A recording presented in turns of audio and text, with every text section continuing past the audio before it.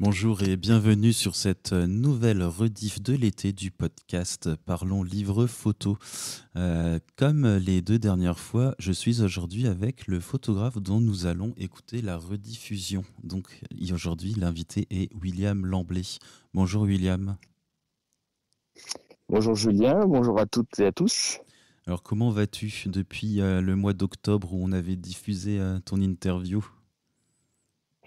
Eh bien écoute, ça va bien. Un petit peu moins de voyages à l'étranger en raison, je pense que tout le monde le sait, des conditions sanitaires. Et j'ai quand même eu la chance d'aller couvrir un mariage au Sri Lanka en février, qui était une nouveauté pour moi.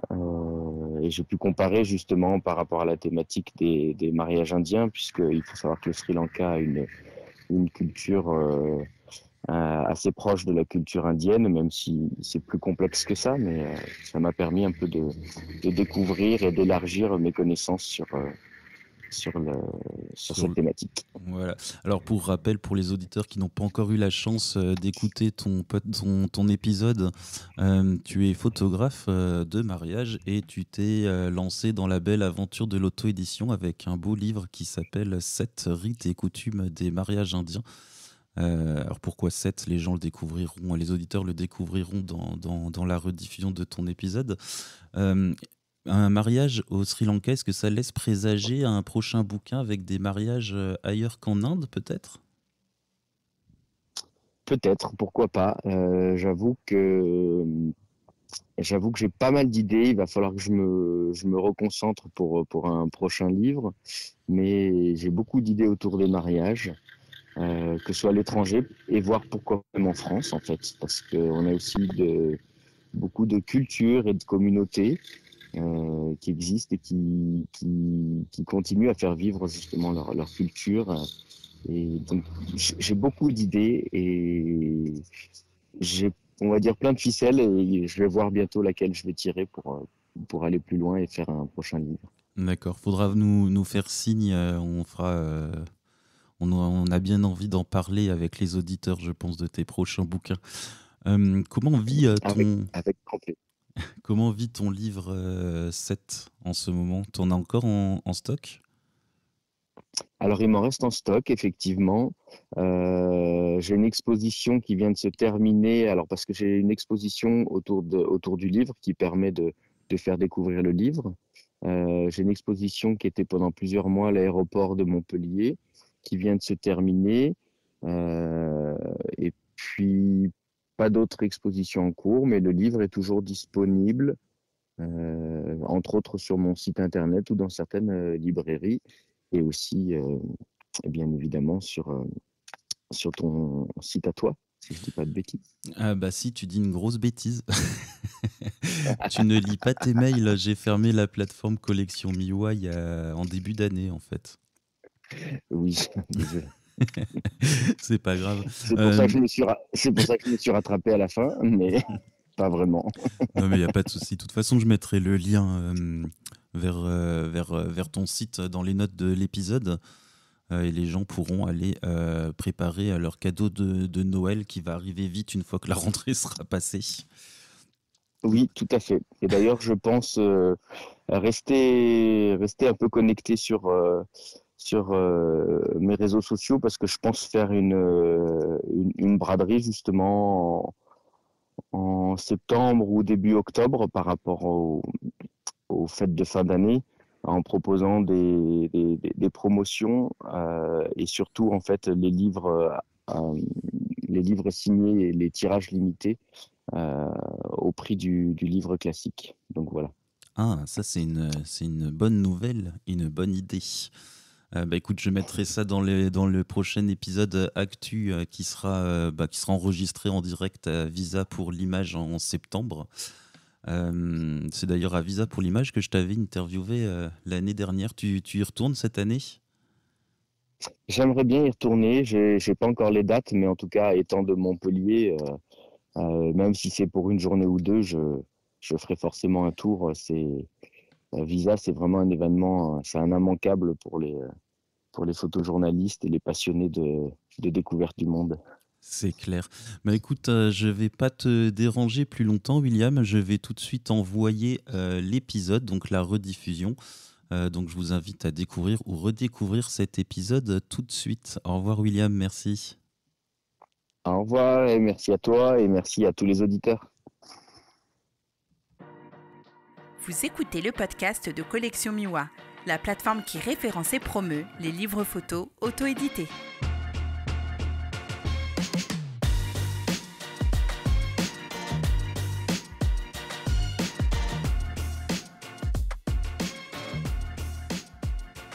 Bonjour et bienvenue sur ce nouvel épisode du podcast de Collection Miwa. Pour rappel, Collection Miwa est une plateforme qui recense les livres photos auto-édités ou les éditions en petite quantité. Je suis aujourd'hui à Perpignan au festival Visa pour l'image et je suis avec William Lamblay, photographe de mariage. Je peux dire ça, William ? Tout à fait. Voilà, donc photographe de mariage. Bonjour William. Bonjour Julien, bonjour à tous. Alors ma toute première question, je t'appelle Willy Lamblay ou William Lamblay ? Ah, c'était une très bonne question.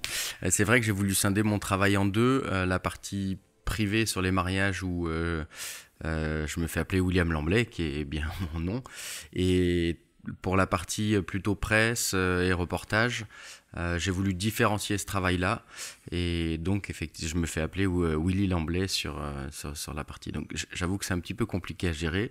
Heureusement ça va entre William et Willy, il n'y a pas une grosse différence.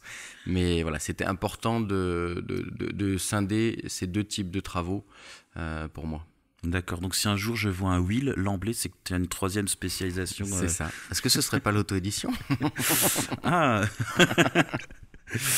On va parler un petit peu de ton parcours. Qu'est-ce qui fait Willy ou William Lamblay à la sortie de ses études ? Eh ben, sortie de mes études, je travaille en alternance très rapidement. Je suis dessinateur, projeteur, je travaille pour l'aéronautique, je deviens ingénieur d'études. Et donc j'ai travaillé aussi bien pour des cimenteries que pour l'armée et dans l'aéronautique, donc pour Airbus, Eurocopter. Voilà, dessiner des boîtes à vitesse, ça n'a rien à voir avec ce que je fais aujourd'hui. Mais ça a duré 7 ans. Ça a l'air sympa quand même. C'était pas mal, mais c'était beaucoup dans un bureau, quoi. D'accord. Et ensuite, tu te dis que tu vas devenir photographe ou non, t'en as marre et puis tu sais pas trop encore ce que tu vas faire ? Et ensuite, je découvre la photographie. Alors même si j'en avais fait un petit peu plus jeune, ado, j'avais fait quelques photos, j'avais complètement occulté la partie photographie. Et puis la démocratisation du numérique fait que j'achète un réflexe numérique et que quelques mois après, un couple d'amis dit « Ah bah tiens, t'as acheté un appareil photo, nous on se marie, tu vas faire notre mariage ». Ce qui arrive assez souvent, en tout cas beaucoup de photographes de mariage. Et je leur ai donc fait leurs photos de mariage, mais sans connaître les basiques de la photographie de mariage. Donc en fait, pour moi, ma culture, elle était plutôt, même si je pratiquais pas, elle était photojournalistique. C'est-à-dire petit, je lisais tous les géos de mon père, et donc j'avais une culture visuelle plutôt du reportage. Et donc j'ai couvert leur mariage vraiment comme un reportage. Et j'ai pris un plaisir fou. J'ai appris à photographier avec ces premiers mariages parce que j'avais pas du tout de technique. Et puis c'est parti comme ça. Voilà. Ça fout un peu la pression, non ? Ça met un peu la pression, pardon. Mon père me gronde quand je dis des gros mots dans le podcast. Ça met un peu la pression, non, d'arriver à un mariage et de pas connaître toute la technique. Oui, et en même temps, j'étais pas professionnel, ils le savaient, donc j'étais un peu entre deux en fait. J'avais forcément une pression de pas louper les choses, et en même temps, on m'avait donné une place qui n'était pas la mienne, donc c'était un risque qu'ils ont pris, quoi. Ils regrettent pas aujourd'hui, mais c'est un risque qu'ils ont pris. C'était en quelle année ça ? C'était il y a une quinzaine d'années, donc 2015 peut-être, donc ouais, c'est 2005, je dirais 2005. D'accord. Donc tu fais ce premier mariage, t'es pas encore professionnel. Non. T'as déjà quitté ton emploi dans l'aéronautique ? Non, pas du tout. J'ai pendant 1 an et demi, 2 ans, du coup, commencé à faire d'autres mariages et réfléchi à comment devenir photographe professionnel. J'ai monté ma société, je suis resté encore quelques mois à mon travail d'ingénieur. Et puis bon, j'ai fait le pas au final assez rapidement, dès que j'ai vu que ça fonctionnait. Et en 2009, j'étais pro et que pro. Et là commence la galère des pros qui débutent. Ou non, t'as eu du bol et tout de suite, nickel, ça Non, marche. peut-être l'insouciance qui fait que je suis parti confiant. Et il y a eu des galères, mais ouais, non, ça s'est plutôt bien passé. Franchement, j'ai pas de mauvais souvenirs. J'en ai plutôt plus tard, à partir du moment où tu fais un peu plus d'argent et qu'il faut gérer les soucis, les statuts, les courriers du fisc. Voilà. Donc non, une fois de plus, je l'ai bien vécu. Comme le premier mariage, mon lancement en tant que professionnel, ça s'est passé assez naturellement et sereinement. Ok. Du coup, tu fais du mariage, tu fais d'autres choses? Alors, je faisais que du mariage au départ. J'ai fait un tout petit passage par la photo de studio. Ça m'a pas plu du tout. Enfin, j'étais pas à l'aise. C'est à partir du moment où il faut que j'interagisse en fait avec le sujet, je suis très mal à l'aise. Donc j'ai fait du mariage, j'en fais toujours, j'en fais un peu moins, mais j'en fais toujours. Ça reste une bonne part de mon activité, mais j'ai diminué. Je faisais peut-être à une époque une 30aine de mariages, et là je suis à 10-12 mariages par an, enfin je me limite. Et j'ai de plus en plus développé l'activité photo-documentaire, puisqu'en 2014 j'ai eu la chance de partir en Inde pour un mariage, donc des Américains qui sont d'origine indienne et qui sont retournés se marier en Inde. Et ça a été une vraie découverte pour moi. Et à partir de là, après ces 5 jours de mariage, j'ai su que je voulais absolument documenter les mariages pour parler de culture et pour transmettre, témoigner de ce que je pouvais vivre et de quelle était la culture et ce que le mariage représentait dans ces cultures, en fait, tout l'aspect social, sociétal. Voilà. Alors, je connais ton travail sur les mariages indiens par rapport à ton livre dont on parlera tout à l'heure. Tu as fait des mariages dans d'autres pays ?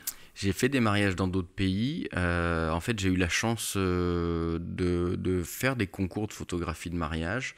Et en 2017, j'ai été élu par une association qui s'appelle la WPGA, c'est la Wedding Photojournalist Association. T'es en train de voler ma question d'après.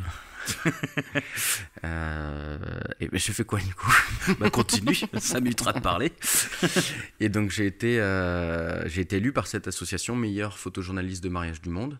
Donc c'est les photographes de mariage qui ont cette approche photojournalistique et documentaire sur les mariages, et ça m'a donné beaucoup de visibilité. J'avais gagné d'autres concours avant aussi internationaux, mais on va dire qui n'étaient pas aussi réputés, et en fait cette visibilité m'a permis de couvrir des mariages dans différents endroits, au Mexique.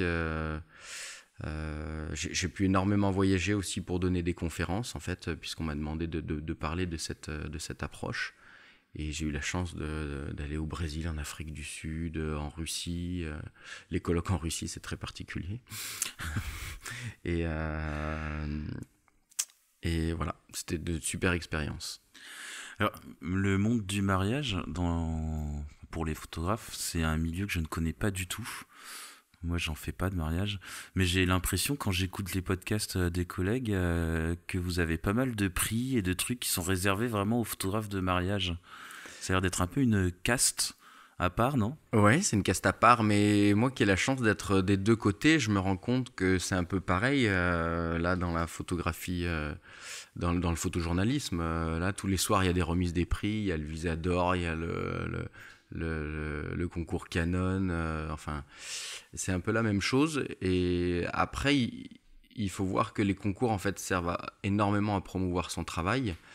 Et en particulier pour les mariages où là le client va être directement les mariés, le fait de gagner des concours peut permettre de se mettre en valeur auprès de ses clients. Donc même s'il y en a dans le photojournalisme, c'est fort possible effectivement qu'il y en ait peut-être encore un peu plus dans le microcosme du mariage.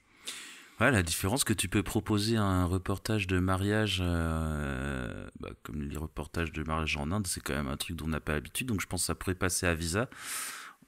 Autant tu peux pas aller montrer un reportage de guerre à un concours de mariage. Oui, oui, et c'est vrai que c'est assez ambigu en fait, parce que je suis photographe de mariage, mais forcément, même si l'approche, elle reste documentaire, même quand je travaille pour des clients, je garde en tête que c'est mes clients et que je travaille pour eux. Quand je fais des mariages uniquement pour la partie journalistique ou pour un article, forcément, je vais occulter complètement cette partie client et me concentrer uniquement sur l'aspect documentaire. J'ai fait un mariage en France l'année dernière qui était un des premiers mariages après le déconfinement. Donc forcément, je suis allé chercher des images que je ne vais pas forcément chercher pour le client, mais montrer que dans une mairie de 200 mètres carrés, ils étaient limités à 10. Donc ça, il faut pouvoir l'imager, il faut pouvoir le montrer grâce aux images. C'était des clients ou c'est un projet Non, c'était pour la presse, c'était pour la presse. La Croix Lebdo, ouais, c'était une commande. Ok.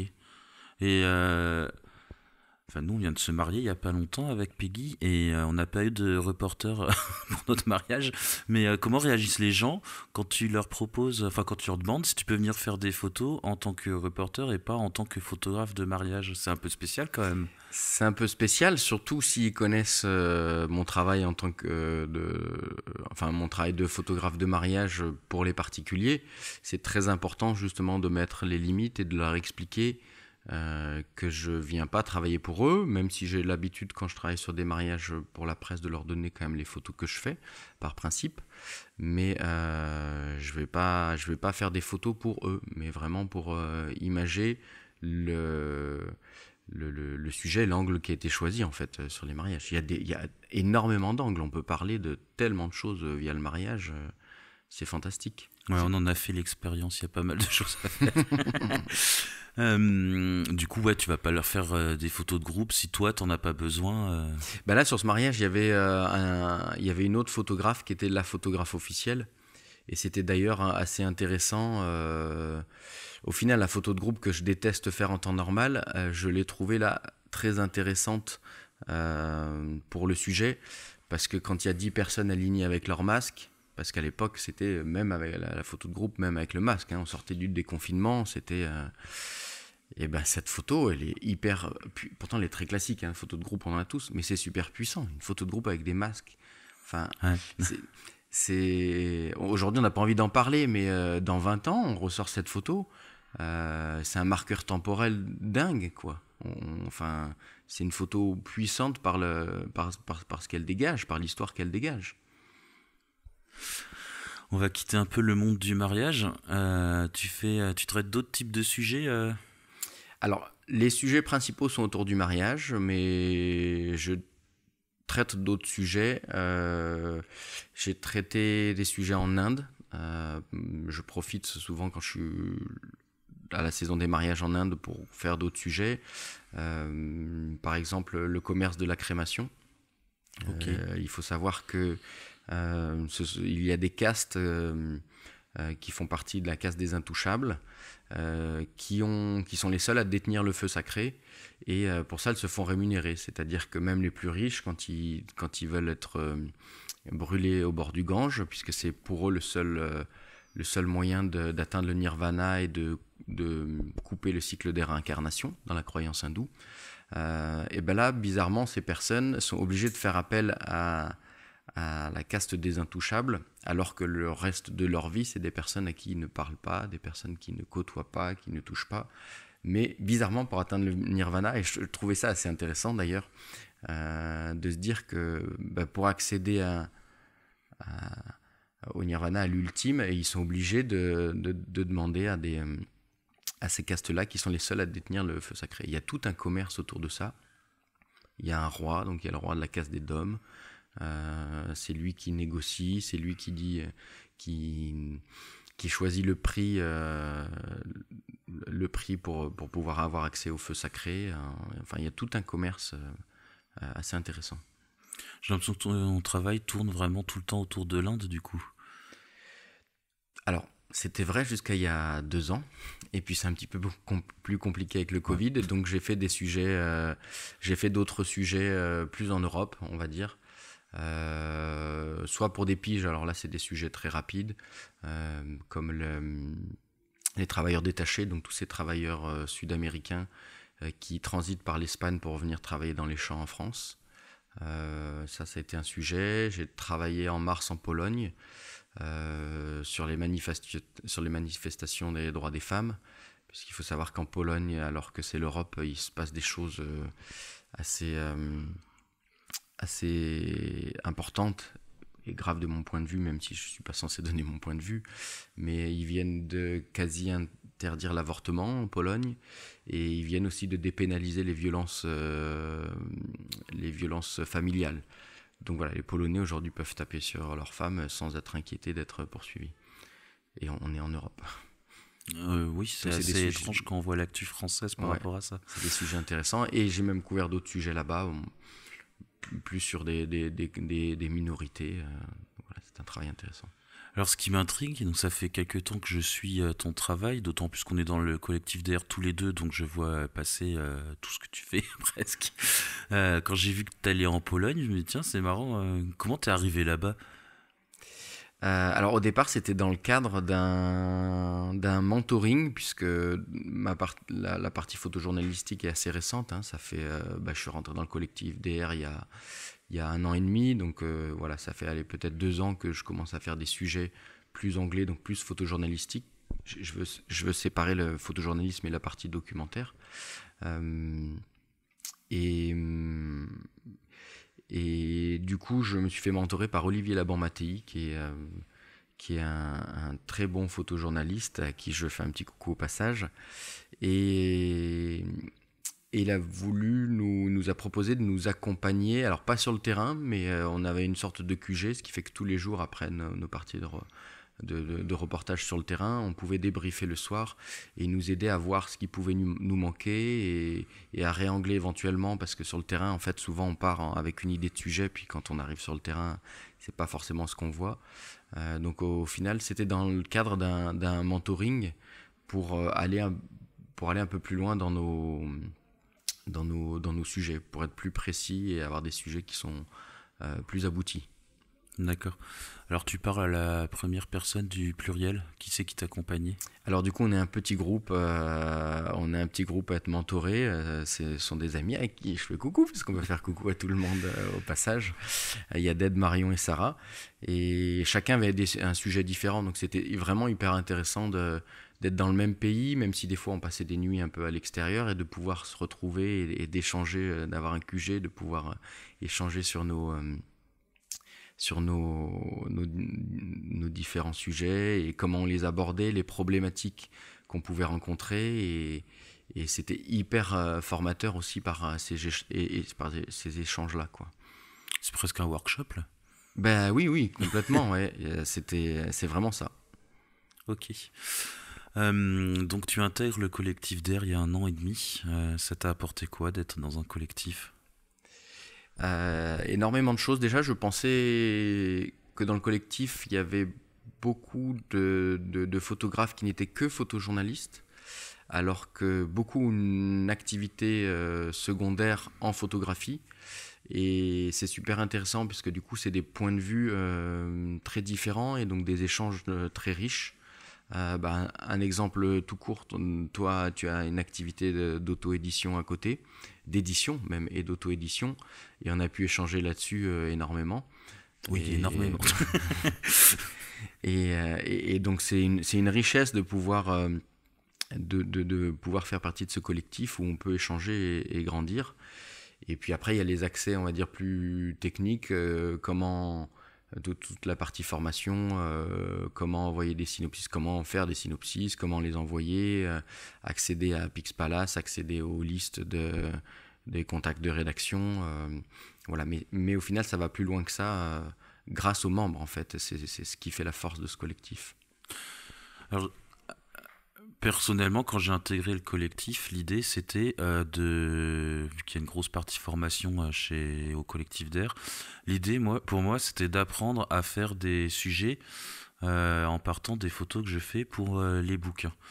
Et la partie pige, quotidien, tout ça ne m'intéressait pas du tout et ne m'intéresse toujours pas. Après, le Covid a changé la donne, vu qu'on est un petit peu cloué à domicile. Est-ce que ça a été pareil pour toi, ou non, tu voulais diversifier et aussi faire de la pige quotidienne C'était pas du tout mon idée de départ.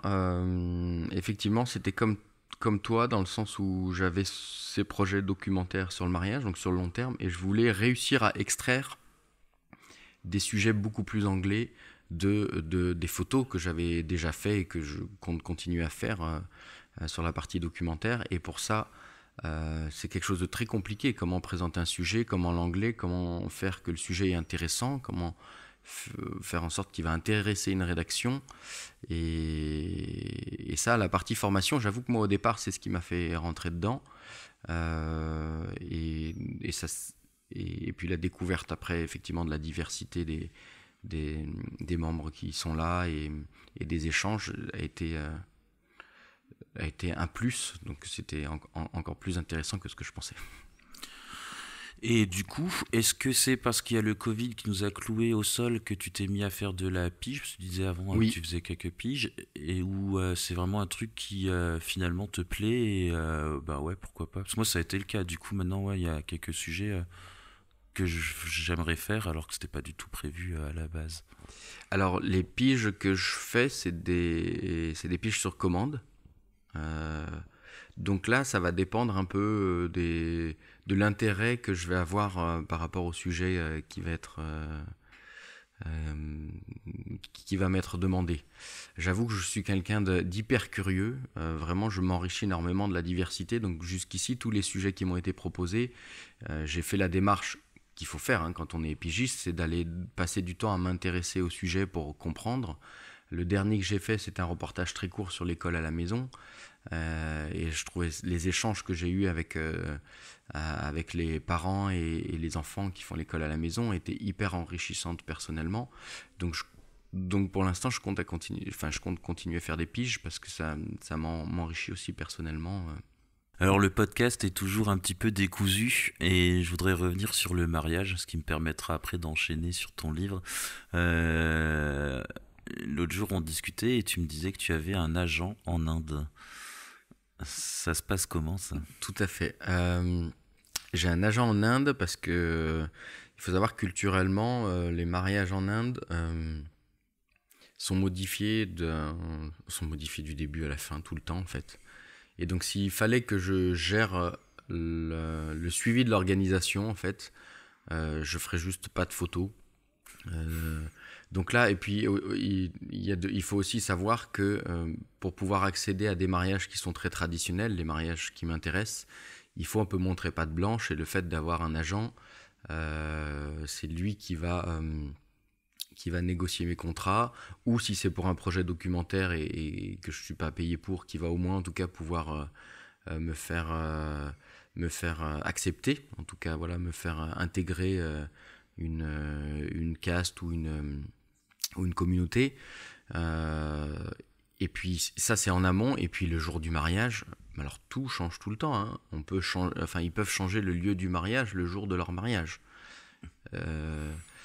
Les horaires changent tout le temps. J'ai eu des mariages, le dernier, la cérémonie a eu 7h30 de retard. Elle était à 3h30 du matin au lieu d'être à 20h. Je fais un clin d'œil à mon beau-père qui n'aurait pas pu tolérer ce genre de choses. Et voilà, et donc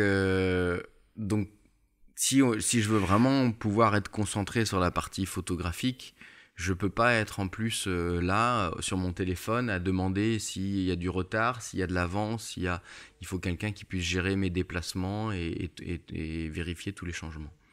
Alors si jamais vous ne comprenez pas l'enchaînement qui suit, c'est parce qu'on vient de faire une pause, parce que ça fait déjà une demi-heure de podcast quasiment, et je pense que celui-ci va battre des records de longueur. Donc on en était à ton agent, donc, qui te réorganisait à ton planning en fonction du mariage qui était souvent modifié, avec des décages de 7h30, des lieux qui changent. Et tu me dis en off là que tu as d'autres anecdotes rigolotes. Disons que malgré le fait que j'ai un agent qui organise tout ça, malgré ça, on loupe plein de choses, quoi.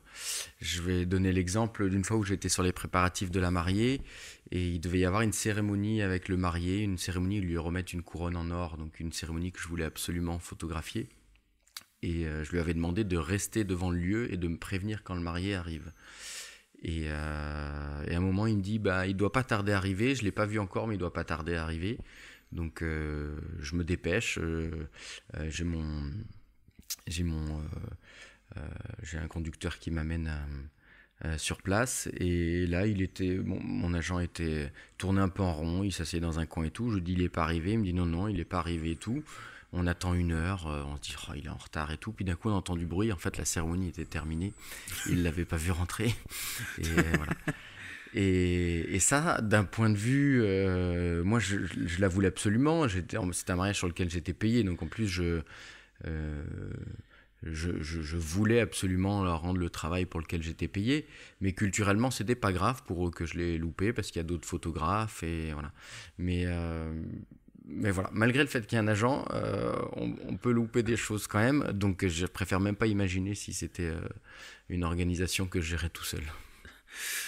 Alors, ça me fait penser à... Moi je connais bien le Bénin, je travaille beaucoup au Bénin et j'ai vraiment eu besoin d'avoir un gros temps d'adaptation. J'imagine qu'en Inde, les différences et la culture fait que travailler en Inde, ça doit être complètement dingue pour les premières fois. Enfin, t'as dû avoir un temps d'adaptation toi aussi. Un temps d'adaptation énorme et puis je me suis beaucoup énervé au départ alors que s'énerve pas en plus, donc j'avais l'impression de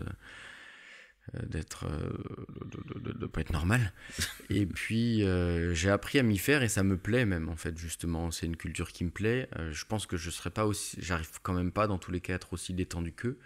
J'ai vu des photographes de mariage dormir pendant la cérémonie, hein, donc pour montrer à quel point ils peuvent être détendus. Donc je m'y suis fait. Et puis aujourd'hui, j'en rigole, même quand je suis dans des conditions qui avant me paraissaient hyper compliquées. Je me suis retrouvé sur une cérémonie de fiançailles, qui est un peu une cérémonie où ils testent les prestataires en fait, avant le mariage.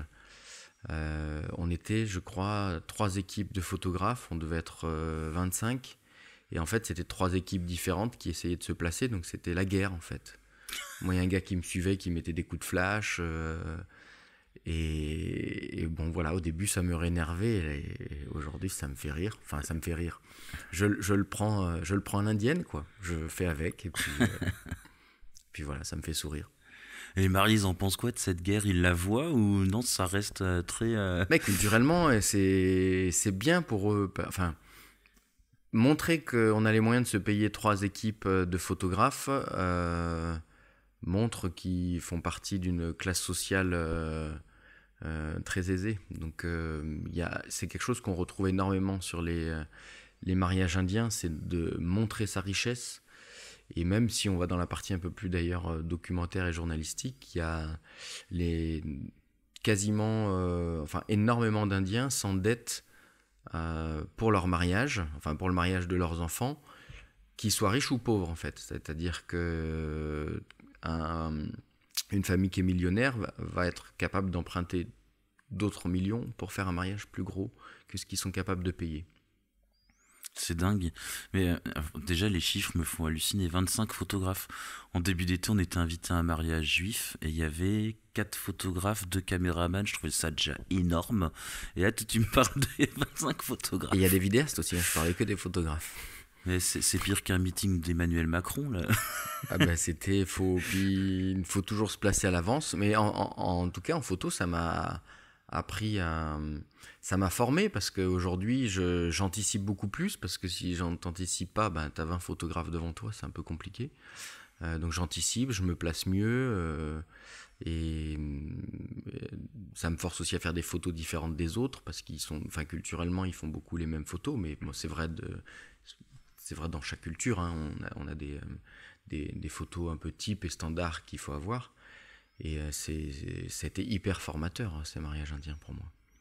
Et comment ça se passe avec les autres photographes indiens du coup Alors c'est plutôt... Alors en général, quand il y a qu'il y ait une ou deux équipes, je fais partie de l'équipe. Enfin, ils m'intègrent à l'équipe dans le sens où je suis... Alors il y a toute une hiérarchie. Il y a l'event manager, le responsable image. Après, il y a un responsable vidéo, un responsable photo. Donc voilà, il y a toute une hiérarchie. Et je fais pas partie de l'équipe photo, mais je fais partie de l'équipe image. Donc bon, c'est peut-être un peu compliqué à comprendre, mais donc je suis pas un concurrent pour eux sur le papier. Dans les réalités, ils sont très sympas avec moi, ils me demandent plein de conseils, puis ils sont contents de voir un photographe étranger et tout. Ça, c'est dans la réalité un peu au début. Après, quand on arrive sur le moment où il faut faire des photos, ça peut être un peu plus la guerre. Est-ce que tu peux me laisser la place? Voilà. Mais ça se passe bien. Dans l'ensemble, ça se passe bien. Et en tout cas, moi, j'adore échanger avec eux parce que c'est hyper enrichissant. Ils sont très, très bons techniquement. Donc, il y a des choses à apprendre de tout le monde. Et voilà, moi, c'est la richesse de la diversité. Et c'est une très bonne expérience. Et on ne te demande jamais, mais qu'est-ce que tu fais là? Non, on ne me demande pas trop ce que je fais là. Je me suis demandé, moi, ce que je faisais là sur les premiers mariages, par contre, parce que je me suis rendu compte qu'en fait, ils ne connaissaient pas mon travail, ni les mariés, ni les parents, et qu'en fait, ils me faisaient venir parce que j'avais eu des prix et que je les entendais parler en anglais à leurs invités en disant on a fait venir un des meilleurs photographes du monde en mariage. Enfin, bon, c'est des prix, hein, et c'est ce qu'ils disaient. Je suis pas en train de m'auto-congratuler. Et ça me dérangeait beaucoup parce que j'avais envie qu'on me fasse venir pour ce que j'étais capable de leur faire et pas pour un titre qui ne donne pas la valeur du travail des gens. Enfin, voilà. J'étais un peu gêné au départ. Et puis à force, j'en profite en fait finalement. Et ils ont aussi une bonne découverte avec mon travail après. Donc c'est une cheveux d'une pierre deux coups. Ils me font venir parce qu'ils peuvent parler de... En fait, tu fais partie du prestige. Mais complètement. Non, mais ça a été dur à accepter, mais c'était ça en fait. Je suis français, j'ai été classé parmi les meilleurs dans ces spécialités-là. Et donc pour eux, ils pouvaient se mettre en avant sur leur mariage. Ouais, c'est assez rigolo. Avant d'enregistrer le podcast, c'était hier ou avant-hier, je crois, tu me parlais d'un mariage avec 10 000 personnes et où toi, tu avais un rôle un peu spécial, c'était de devoir faire 50 photos par jour, mais exceptionnelles. Alors, c'est mon rôle sur les mariages indiens. Hein. Je ne m'engage pas à donner énormément de photos. Déjà, pour plusieurs raisons, c'est qu'il y a tellement de photographes qu'il y a des fois, il y a des choses auxquelles on n'a pas accès. Donc je donne peu de photos et aussi pour me laisser une liberté de créativité et je préfère m'appliquer à faire les bonnes photos que de faire de la quantité, ce qui est déjà vrai quand je suis sur des mariages plus occidentaux, même si je suis le seul photographe, mais là c'est encore plus vrai. Donc je suis un peu comme comment on pourrait dire ça, la cerise sur le gâteau peut-être, c'est-à-dire qu'ils ont leur équipe de photographes et je viens rajouter ma petite mes quelques photos avec une personnalité, enfin pas une personnalité, mais on va dire un style plutôt, une approche, je préfère dire qu'un style, une approche un peu différente que la photographie classique indienne, quoi. Ouais, vu comme ça, je commencerais bien à faire des mariages aussi. Donc on parle mariage, ce qui nous amène à ton livre. Donc William Lamblay, tu as édité un livre, 7, les rites et coutumes des mariages indiens. Tu as commencé, il me semble, lors de ton premier mariage en 2014 à faire les images. Parle-nous un petit peu de ce projet. Ce projet, il est né dans ma tête après ce premier mariage. Je savais qu'il me faudrait du temps pour le réaliser parce qu'on ne peut pas dire qu'on documente des mariages indiens en couvrant un seul mariage. J'avais besoin d'en faire d'autres, d'en découvrir.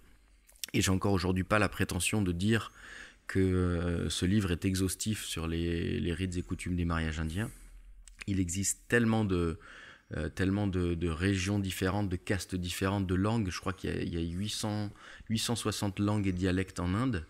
Et donc ça veut dire autant de de différences culturelles. Et encore, ça, c'est que langue et dialecte. Mais si on parle des castes, je crois qu'aujourd'hui, il y a à peu près 4000 castes différentes recensées. Et dans les rites et coutumes, il y en a qui sont inhérentes à la société indienne, donc qu'on va retrouver dans tous les mariages indiens, peu importe la caste ou peu importe la religion. Mais il va y avoir des rites, par contre, qui vont être complètement dépendants de la caste ou de la religion.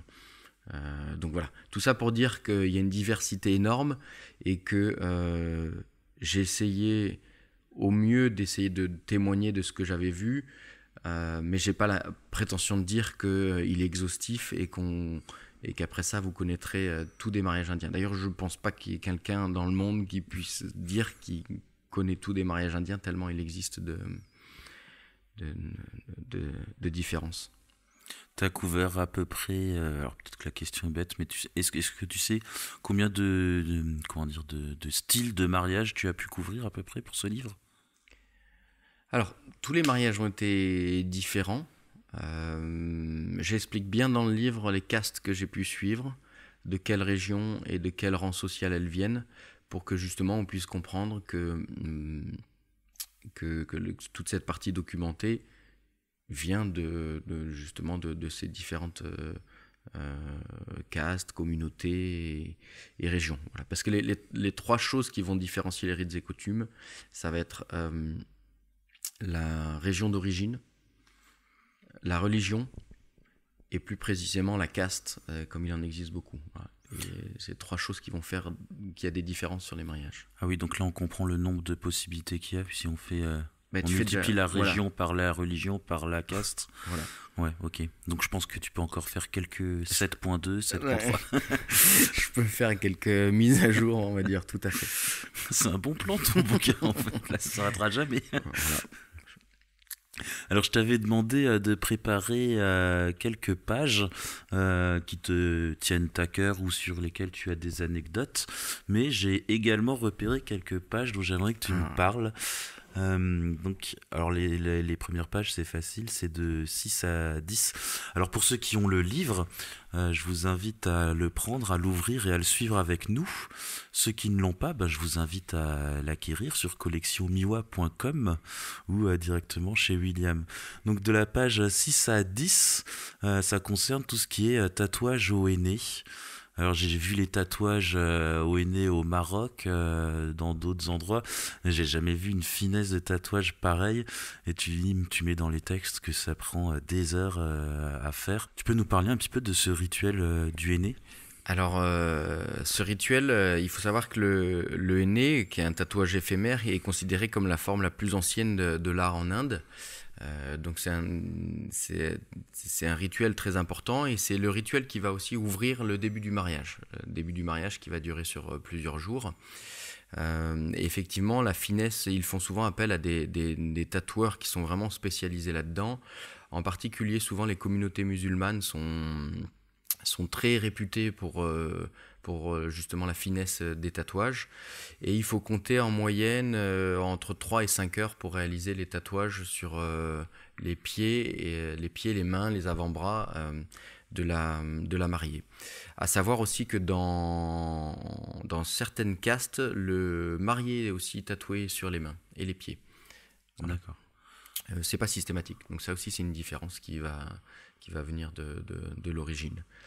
Et sur ces tatouages, ce qui est intéressant quand on regarde de près, c'est qu'il y a énormément de motifs, mais quasiment systématiquement, les tatoueurs arrivent à cacher au milieu de ces motifs-là les initiales ou les noms des mariés. Donc c'est assez sympa, si vous avez la chance de voir ça, essayez d'aller trouver les initiales des mariés dans les tatouages. Et donc tu disais que c'était surtout les communautés musulmanes qui étaient réputées pour la finesse de leurs tatouages. Alors est-ce que des gens de religion hindoue ou autre peuvent faire appel à des tatoueurs musulmans ? Tout à fait. Tout à fait, okay. Oui. D'ailleurs, je l'explique bien, j'ai suivi surtout des mariages hindous, donc ça je l'explique au début du livre. Il y a quelques mariages sikhs aussi. Mais à part par exemple sur un mariage hindou ou un mariage sikh, on va trouver très peu de différence à part la cérémonie religieuse du dernier jour. On retrouvera toutes les étapes du mariage indien, c'est pour ça que j'ai voulu appeler ça le mariage indien, même s'il y a beaucoup de mariages hindous, parce qu'il y a beaucoup d'étapes qui dépendent de l'Inde et pas forcément de la religion. D'accord. Alors on va passer ensuite à la page 15. Donc là, c'est une photo avec une chorégraphie, des shows laser, des danseurs. Et a priori, donc d'après la légende, c'est pour éblouir la belle famille. Alors moi, quand je vois cette photo, alors bon, c'est dans le livre des mariages en Inde, donc je me doute que c'est un mariage. Mais si je voyais cette photo en dehors, mais jamais de la vie, je penserais à un mariage. Ça a l'air complètement dément, leur truc. C'est dément, c'est la soirée du Sangeet, donc c'est la soirée qui suit en général justement le rituel du Mendi, donc du tatouage. Et c'est une soirée qui est faite pour que les familles se rencontrent un peu plus officiellement. Donc les familles très proches, les parents se sont rencontrés avant, mais pour que les familles au sens plus large se rencontrent, il y a ce soir-là des démonstrations. Donc chaque famille va passer sur scène. Un moment, ça va être les cousins. Ils vont faire un show de danse. Et ça va être un peu comme un battle entre les familles. C'est-à-dire qu'il va y avoir les cousins d'un côté qui vont passer, ils vont faire un show. Donc ceux qui passent derrière, il faut qu'ils en envoient encore plus et que ce soit... voilà. Et c'est marrant parce que c'est dans la bonne humeur et c'est dans la fête. C'est une battle, mais pour rigoler. Et ils tiennent, et c'est vraiment une soirée qui leur tient à cœur. Il y a beaucoup de familles qui font venir des chorégraphes et qui, pendant un mois avant le mariage, tous les jours, vont s'entraîner pendant 1 heure pour ce soir-là. Donc voilà, c'est vraiment culturellement, la danse en Inde est très importante et les hommes sont très bons danseurs. C'est vrai qu'on a tendance à penser peut-être en Occident qu'on verra plus de femmes sur la piste de danse que d'hommes. Et ben c'est pas vrai là-bas. C'est un peu Danse avec les stars. On n'a rien inventé en fait. Ensuite, page 32. Donc on a la garba, si le dictionnaire ne m'a pas modifié l'orthographe, parce que j'ai un peu galéré à prendre mes notes sur le téléphone. Page 32, oui, c'est la cérémonie du garba. Donc c'est des danses, c'est des femmes qui dansent avec des tours de bougies sur la tête. Enfin là, elles les préparent. C'est des tours des sortes de tours qui doivent faire 1 mètre, 1 mètre 20 de haut, sur lesquels il y a des plateaux et il y a des dizaines, voire on est peut-être pas loin de centaines de bougies. Et elles vont danser avec ça sur la tête pendant plusieurs minutes. C'est une cérémonie traditionnelle du Gujarat. C'est une cérémonie traditionnelle gujarati et qui a, comme beaucoup de rituels, qui a pour but d'invoquer différents dieux ou de souhaiter plein de bonnes choses aux mariés. Et c'est une cérémonie assez impressionnante. Et une fois de plus, c'est des artistes, presque des artistes de rue qui font venir, parce que c'est souvent des travailleurs... on va dire de classe sociale très peu aisée.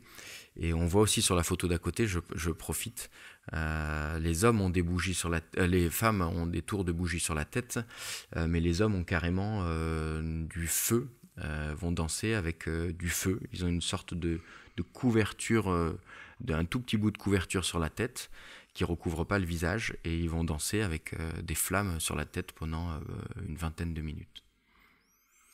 Ouais, c'est impressionnant. Je sais pas si j'aurais eu envie de me marier en Inde. C'est pas les mariés qui ont ça sur la tête. Ça va, alors j'aurais bien voulu. Prochaine page, c'est la page 44 avec le rituel du Mangala Snanam. Désolé si je le prononce mal. Alors là, cette photo, moi, elle m'a intéressé parce que donc tu dis que c'est un rituel qui a l'air assez ancien, mais que ça s'est transformé en pool party, qui est un rituel quand même assez moderne. Et j'aimerais du coup que tu nous parles un peu de cette image, mais aussi de l'évolution des mariages qui partent des rituels traditionnels et qui vont vers des choses comme la pool party. Ouais, qui vont évoluer. Effectivement, ce rituel, en fait, c'est après le haldi. Donc le haldi, c'est quand ils étalent sur les mariés de la pâte de turméric, pour leur purifier la peau et donc purifier. Enfin, il y a toute une croyance autour, donc purifier la peau, mais c'est aussi purifier l'âme, etc. Et après, pour finir cette purification, il faut qu'ils soient rincés avec de l'eau du fleuve sacré, de l'eau du Gange. Mais effectivement, au fur et à mesure des années, ces rituels ont un peu évolué, puisque l'Inde est un pays qui évolue assez rapidement. Et donc, j'ai pu voir, moi, déjà en 7 ans, effectivement, des rituels qui commencent à changer pour, j'ai malheureusement envie de dire, s'occidentaliser un petit peu plus. Et donc, plutôt que rincer les mariés avec l'eau du Gange, ils ont décidé de tous se réunir dans la piscine, habillés pour se purifier. Voilà, donc effectivement, c'est ce rituel qui a été un peu détourné, si je puis dire, pour en faire aussi quelque chose de plus festif. D'accord. Alors, page 53, la photo illustre bien les propos que tu viens de nous relater. On voit une procession avec 2 hommes qui boivent du coca, du Sprite, Ray-Ban sur la tête et habits traditionnels indiens. Donc c'est un petit peu ce que tu viens de nous dire. C'est exactement ça, oui. Ils ont les turbans sur la tête, des habits traditionnels. Derrière, on peut voir 2 éléphants. Enfin, tout est traditionnel. Et il y a 2 choses qui dénotent, et effectivement cette photo, c'est le Sprite, le Coca, et puis les Ray-Ban. Les Ray-Ban, c'est quelque chose, par contre, les lunettes de soleil, c'est quelque chose, ça fait depuis 2014, donc j'ai commencé à faire des mariages en Inde, sur la cérémonie du Bharat, qui est en fait la procession pour amener le marié de chez lui au lieu du mariage, qui est une procession qui dure plusieurs heures. J'ai toujours vu tous les hommes et les femmes portaient des lunettes de soleil lors de cette procession. Je me doute bien qu'il y a 20 ou 30 ans, ces processions, la procession du Bharat existe depuis des centaines d'années. Je me doute bien qu'il y a même pas si loin que ça, peut-être 20 ans, il n'était pas culturel d'avoir des lunettes de soleil sur la tête lors de cette procession. Donc voilà. Et c'est pour ça que le mariage est intéressant, parce que ça, c'est des marqueurs complètement temporels. Si j'avais pu faire des photos il y a 20 ans de ces mariages, on ne verrait pas de lunettes de soleil. Je ne dis pas que ça n'existait pas, mais je suis quasiment sûr que c'était pas quelque chose de culturel il y a une vingtaine d'années. Prochaine page. Alors là, c'est juste grandiose. Page 82. Alors là, on en a parlé hier soir, mais je voulais qu'on en reparle dans le podcast. Donc tu me disais que tu avais couvert un mariage sur un parking et qu'ils avaient recréé des décors, fait des fosses. Et la photo est incroyable parce que jamais on ne pourrait penser que tout est construit sur un parking. On voit une espèce de dôme. Enfin, on a l'impression de... Enfin, moi, je connais pas l'Inde, mais j'ai l'impression que c'est une partie d'une ville où tu me dis que tout est faux en fait. Et ce qui est assez impressionnant d'ailleurs, c'est que j'ai été choqué sur les premiers mariages où je suis arrivé. Je demande souvent à passer la veille sur le lieu du mariage pour voir un peu, prendre... s'il ne change pas d'ailleurs entre-temps. Pour prendre un peu mes repères, ce que je ne demande plus d'ailleurs, puisque vous allez comprendre pourquoi. Parce que quand j'arrivais la veille, on me montrait un champ, on me montrait un terrain vague en fait. Je dis, mais le mariage, il est là demain. Et en revenant le lendemain, il y avait des structures de plusieurs dizaines de mètres de haut, avec des toiles tendues de partout. Et en fait, ils ont la capacité, ils ont une force de travail tellement grande qu'ils ont la capacité en très peu de temps de monter des décors complètement hallucinants. Et là, effectivement, cette photo, on est sur le parking du plus grand stade de cricket de Delhi, puisqu'ils ont loué et le stade de Delhi et le parking. Et ils ont monté des décors, ils ont créé des bassins, ils ont monté des structures de plusieurs dizaines de mètres de haut avec des éclairages. Enfin, il y a une scénographie qui est juste fabuleuse. Scénographie qui est faite d'ailleurs par un designer très réputé en Inde. Et même la photo qui est juste à côté, c'est le même endroit. Donc on est sur un parking et on a l'impression d'être... Il y a des tapis de fleurs qui font des formes.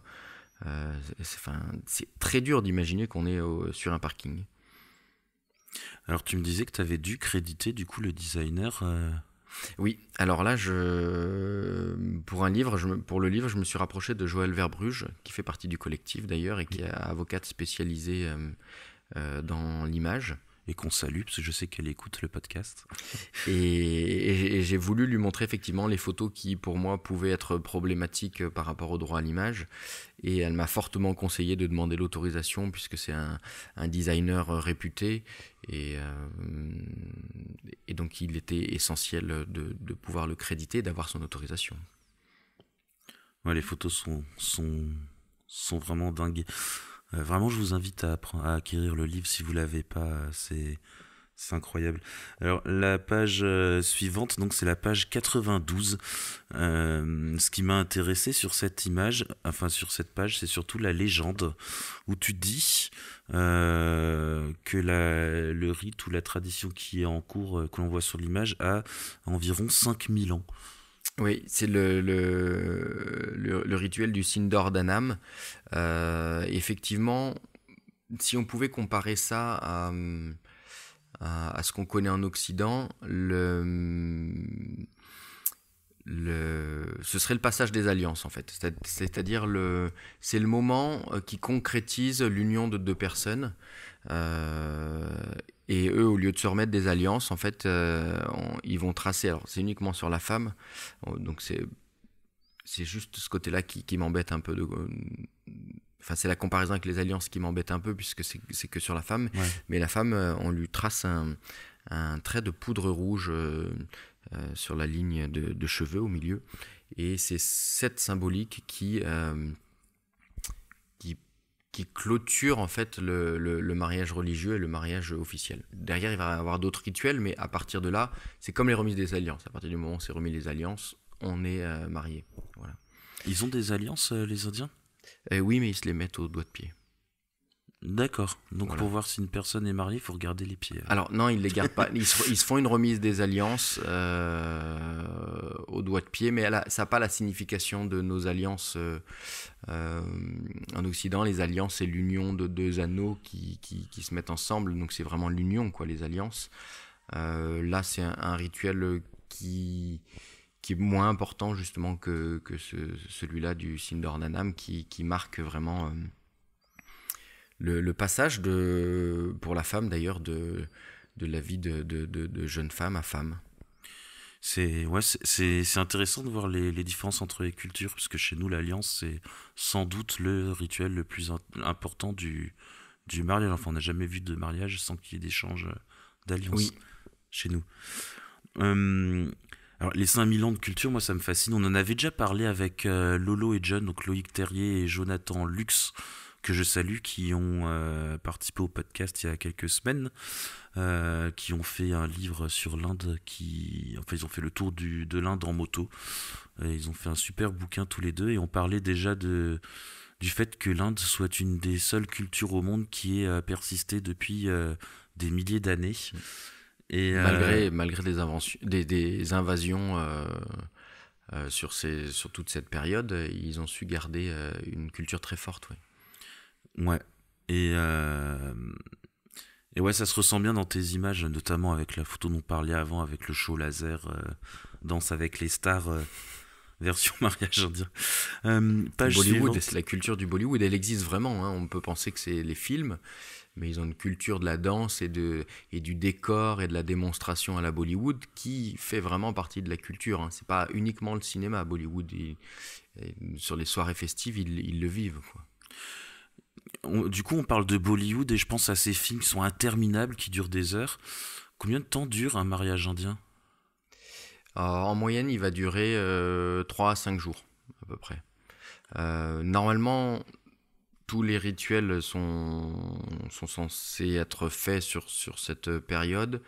Il faut savoir que dans les grandes villes, en particulier les villes où il y a une activité économique assez importante, et où les familles travaillent dans ces activités économiques importantes, ils arrivent à réduire des fois à 2 jours, enfin 2 jours, 2 jours et demi, mais c'est compliqué de caler autant de rites et coutumes dans 2 jours, donc ça leur fait des journées déjà bien, bien chargées.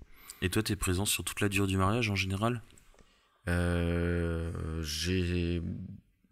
J'essaye, mais c'est pas toujours possible parce que en fait ça se chevauche. Donc quand je suis en Inde, des fois on me dit bah là t'as 2 jours de libre et le mariage fait 3 jours, bah je veux faire que 2 jours quoi. Ok. C'est pas toujours, mais c'est important pour moi de prendre plus de temps sur certains mariages et vraiment de suivre ce qui même n'intéresse pas les photographes locaux parce qu'ils considèrent que ça fait pas partie de la culture photographique, c'est pas important en tout cas de le photographier, alors que dans l'aspect documentaire c'est très intéressant de voir les à côté. Ouais, c'est clair. On part ensuite page 101. Alors je ne sais pas pourquoi, au moment de voir cette page, il devait y avoir des fleurs avec du pollen à côté, j'avais un peu les yeux qui coulent. Peggy aussi qui était avec moi. C'est assez émouvant de voir, enfin on sent l'émotion dans les regards quand la femme dit au revoir à sa famille. On a l'impression que c'est un vrai au revoir. C'est un vrai au revoir et c'est la cérémonie du bidaï qui moi à chaque fois Ouais, je vois un peu flou quoi derrière l'appareil photo, on va dire. C'est très fort parce que culturellement ils vivent en famille, hein. Ils vivent encore énormément en famille, donc c'est-à-dire, et puis je parle pas de la famille, les enfants et les parents, c'est les grands-parents, souvent les oncles et tantes, donc c'est beaucoup de grandes maisons, enfin pour ceux qui ont les moyens, mais en tout cas des maisons où vivent vraiment toute la famille. Et du jour au lendemain, la mariée va quitter sa famille pour habiter dans sa belle famille qu'elle n'a en plus pas choisie, hein, puisque c'est encore 80, un peu plus de 80%. Alors c'est dur pareil de connaître des statistiques précises, mais on a entre 80 et 90% de mariages arrangés encore en Inde. Donc voilà, en plus c'est une cérémonie où ils veulent vraiment tout faire pour faire pleurer parce qu'il lui amène les bagages, quoi. Donc il y a vraiment l'image complète. On lui amène ses bagages, ses parents lui disent au revoir, l'amènent jusqu'à la voiture. Donc il y a tout un cérémonial où c'est fait pour chialer du début à la fin parce que franchement.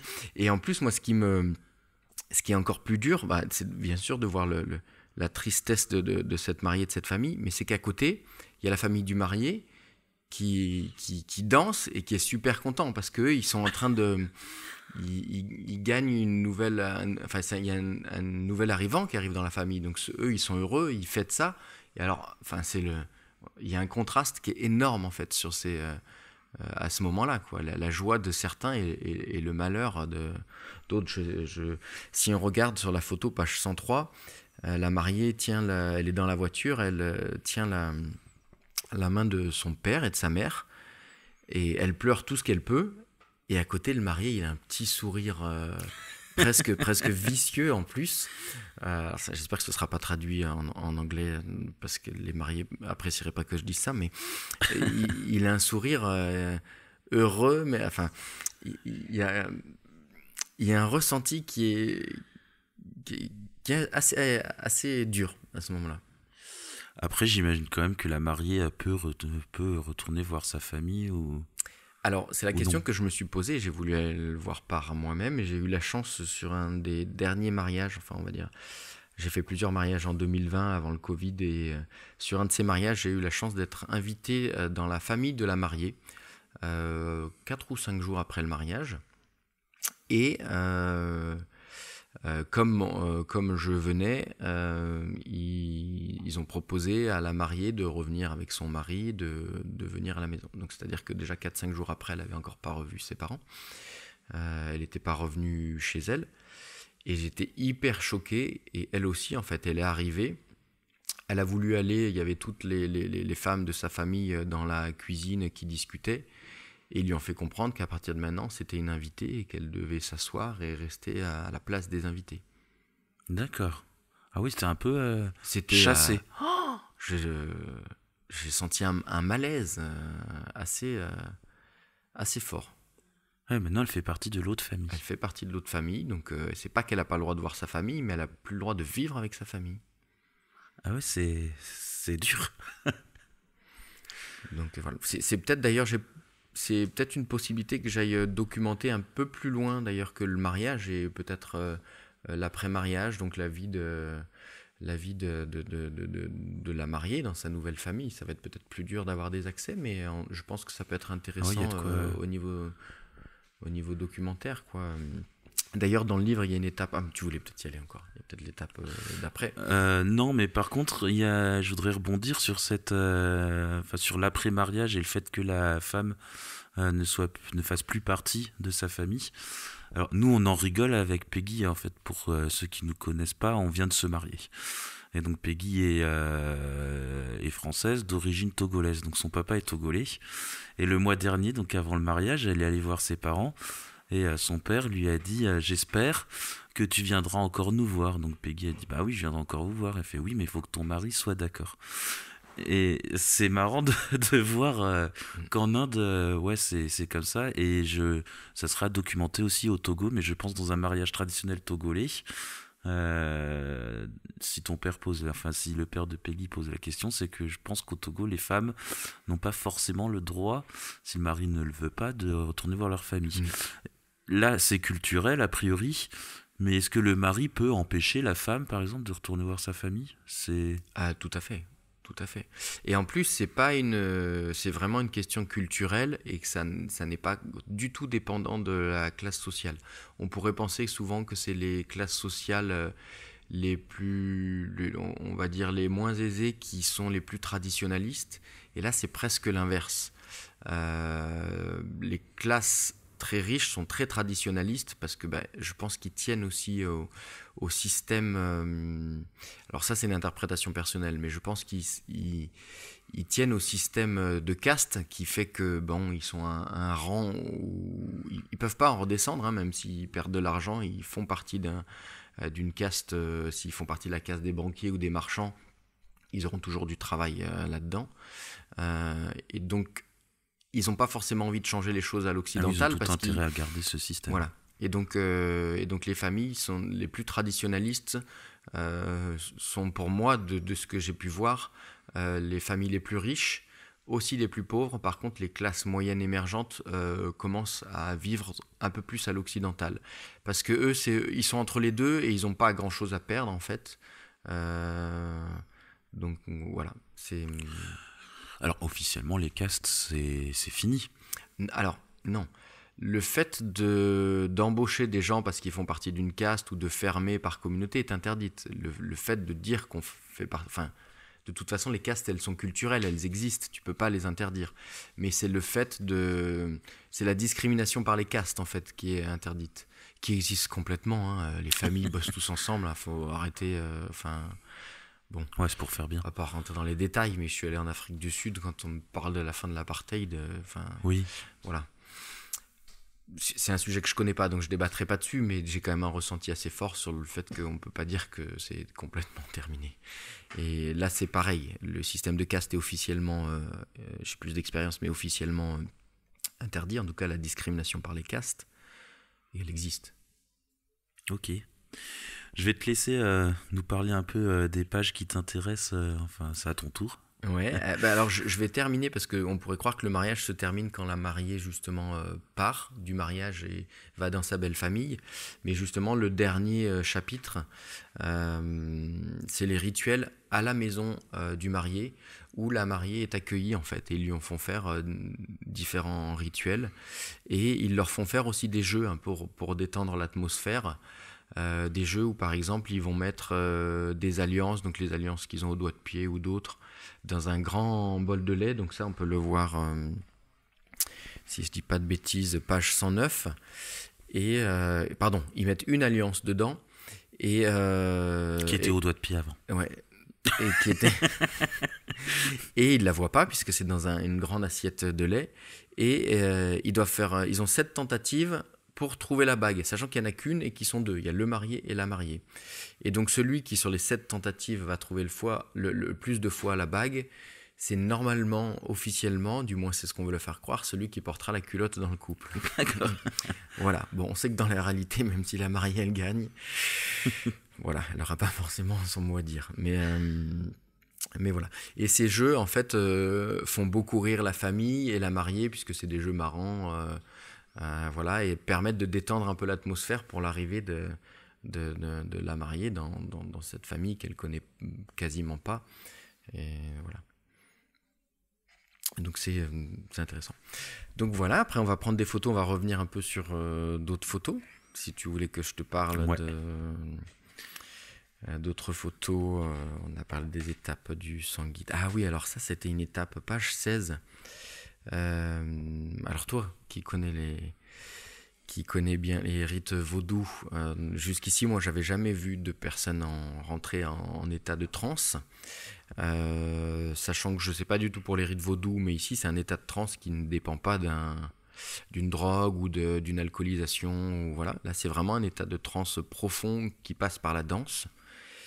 Et je ne pensais pas que ça pouvait être à ce point-là. C'est-à-dire que des gens qui rentrent dans des danses, à plus en finir, en transe, ils transpirent, ils sont à genoux. Et c'est des personnes, je ne le croyais pas de mes yeux, à qui il a fallu mettre des seaux d'eau sur la tête pour les réveiller. Mais là, on voit sur la photo que le mec, il est plus avec nous, là. Oui. et c'est vraiment la danse et la croyance qui l'a fait rentrer là-dedans. C'est pas, il n'y a pas d'aide extérieure, si tu vois ce que je veux dire.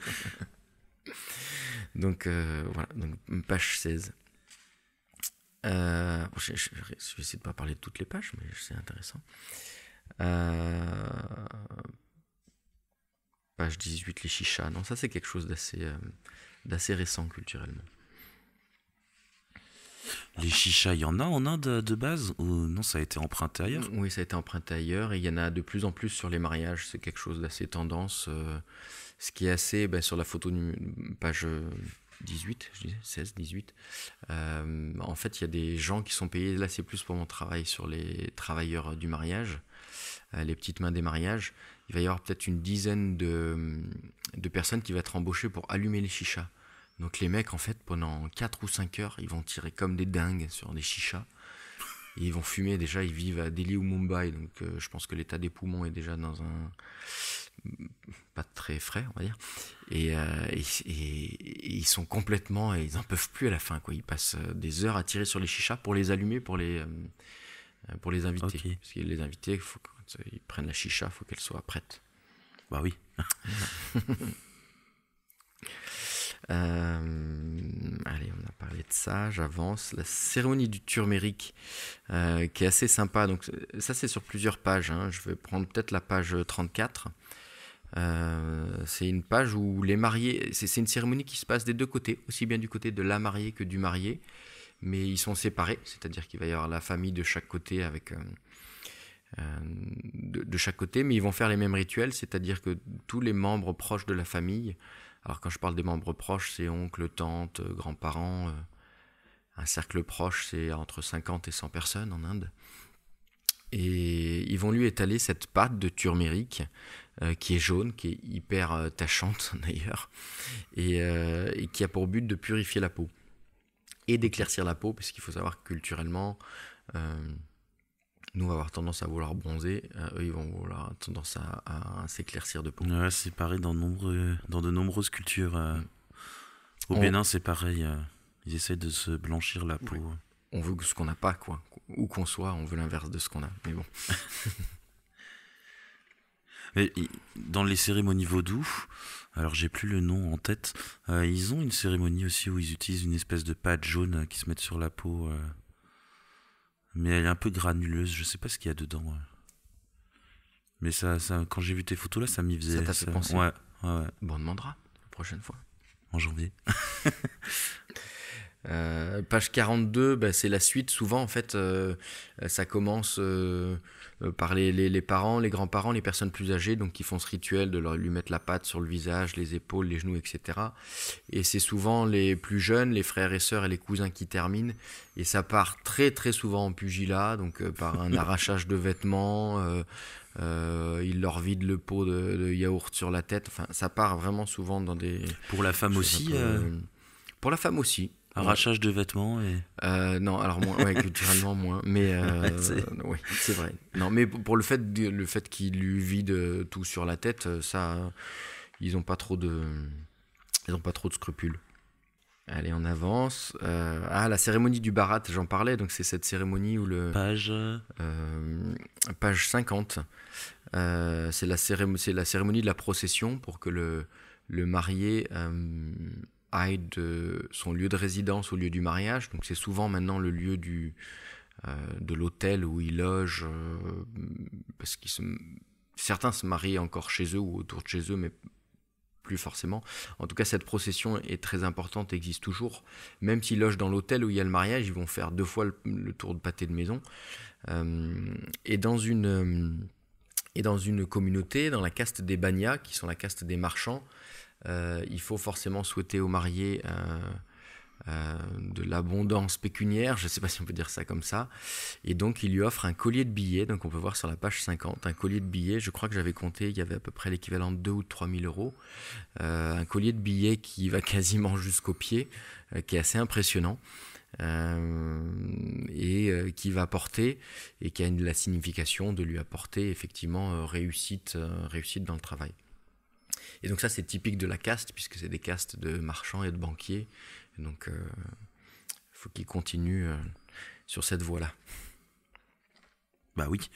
De toute façon, il n'a pas le choix, ça fait partie de la caste. Alors, page 58, c'est toujours cette procession du Bharat, où on peut voir le marié qui est dans une vieille voiture. Donc ça, c'est la première fois que je le vois. C'est vrai que c'est plus... traditionnellement, le marié arrive sur un cheval, dans un carrosse. Alors, pas un carrosse de princesse, mais un carrosse pour l'occasion, ou ça peut arriver aussi à cheval. Et là, le marié arrive dans une vieille voiture. Voilà, les traditions changent un peu, s'occidentalisent un peu, et on peut voir la foule d'invités qui est vraiment autour. Et ces processions, qui sont souvent dans des rues, les vraies rues, ils vont sortir de l'hôtel et ils vont couper la rue pendant 2 heures. Ça pose problème à personne. Les gens vont prendre la voie d'à côté et puis elle va devenir une double voie. Enfin, voilà. Et ça gêne personne. Et le but, c'est de montrer aussi, de fêter ça dans la rue. Donc de montrer aux autres que c'est la fête. Et ce qui est intéressant dans cette procession, c'est qu'il va y avoir des joueurs de musique, qu'on peut voir d'ailleurs aussi sur les autres pages. Et les gens vont payer ces joueurs de musique parce que plus ils jouent, plus ils ralentissent le cortège. Plus les gens dansent, plus le cortège ralentit. Et c'est une sorte de jeu en fait. Il faut que le marié arrive le plus en retard possible parce que ça veut dire qu'on le garde le plus longtemps avec soi. Et ça veut dire qu'on a le pouvoir aussi de décider si le mariage se fait ou pas. Et donc souvent ils donnent quelques billets aux joueurs de musique au départ. Et si les joueurs sont en transe et arrivent à amener les invités dans leur transe et ralentissent, ça part sur des liasses de billets qui leur sont donnés. Et là, on voit la foule. Ça, c'était un mariage en mars 2020. Hein, donc, on sait ce qui s'est passé en mars 2020. On imagine, il y a 10 000 invités. C'est moi qu'on regardait parce que je venais de l'étranger. On avait peur que j'arrive avec le Covid, mais... Bon, voilà. C'est vraiment intéressant. J'avais pu assister à une remise une cérémonie de la dot au Bénin. Donc c'est presque parfois plus important que le mariage en lui-même. Et il y avait un groupe de musiciens et pareil, il fallait leur donner des billets, des pièces. Alors là, c'était pas tellement pour retarder l'arrivée du marié, parce que la mariée était déjà là, mais pour que les musiciens se donnent plus et que ce soit plus festif. Alors on donnait. Bah là, c'est le cas, c'est pour qu'il soit plus festif, parce que le résultat, c'est de ralentir le cortège. Là, c'est marrant de voir les similitudes, parce qu'entre le Bénin et l'Inde, il y a quand même pas mal de kilomètres. Mais il y en a beaucoup, et c'est intéressant, c'est pour ça que je reviens peut-être au tout début du podcast, mais mon idée je vais continuer de couvrir le mariage en Inde, mais j'aimerais couvrir d'autres mariages dans le monde. J'en ai fait quelques-uns, mais pas assez dans d'autres pays pour dire que je peux connaître les coutumes. Mais il va y avoir énormément de similitudes, ou en tout cas, on va pouvoir comparer. On peut comparer, je parlais des alliances, j'ai réussi à le comparer avec cette tradition de la ligne rouge là sur le front de la mariée, alors qu'il n'y a aucune similitude il n'y a pas d'alliance et nous on n'a pas de poudre rouge, mais la similitude elle est plus dans le sens en fait, de ce que ça veut dire. Et puis bon, je sais pas si on a un peu de temps, mais je veux absolument parler de celle-ci. Moi oui, moi j'ai le temps. Je veux absolument te parler de celle-ci, après j'irai plus vite sur les autres. Et d'ailleurs, si je devais en choisir qu'une pour qu'elle soit représentative un peu des mariages indiens, je choisirais celle-ci. Page 61, on voit le marié qui est porté sur les épaules de danseurs qui arrive sur le lieu du mariage. Et on voit le côté festif, donc ça c'est une chose qui est très représentative, mais on voit aussi qu'ils veulent, comme j'ai expliqué, montrer leur richesse. Et pour ça, sur ce mariage-là, comme dans pas mal de mariages où il y a des moyens, ils ont fait venir des musiciennes russes, en tout cas des musiciennes blanches, parce que ça fait blanche et blonde, et parce que ça fait bonne impression. Sauf qu'ils ont décidé un peu au dernier moment dans la journée de monter une sorte de mur végétal, enfin un faux mur végétal. Ils se sont dit, sur les 4 musiciennes, il y en a 2 qu'on va percher là-haut à 4 mètres de haut. Donc ils ont soudé 2 chaises à l'arrache là-haut et ils ont posé deux musiciennes, dont une qui pendant 2 heures était censée jouer du violon et qu'on voit accrochée au mur en fait. Parce qu'elle n'a pas l'air à l'aise. Elle est accrochée au mur et en fait elle n'a pas joué pendant 2 heures. La pauvre, elle était terrorisée de tomber. Et je la comprenais un peu parce qu'elle avait dû voir le truc monter un peu en dernière minute. Et voilà, c'est assez représentatif. Pas uniquement, attention, hein, pas uniquement ce côté des musiciennes, mais l'ensemble en fait, le côté festif, les costumes, mais aussi cette partie un peu exubérante de toujours vouloir en faire plus et en montrer plus. Et on le sent bien, on voit l'immeuble derrière aussi. Enfin, quand on feuilletait le livre là avant de venir avec Peggy, la photo elle nous a interpellés et alors autant c'est amusant, enfin c'est marrant de voir ces musiciennes qui sont suspendues en l'air sur leur chaise. Autant il y a un truc dérangeant dans cette... c'est vraiment la démonstration de son pognon, en fait. Mais complètement. Mais il faut en parler.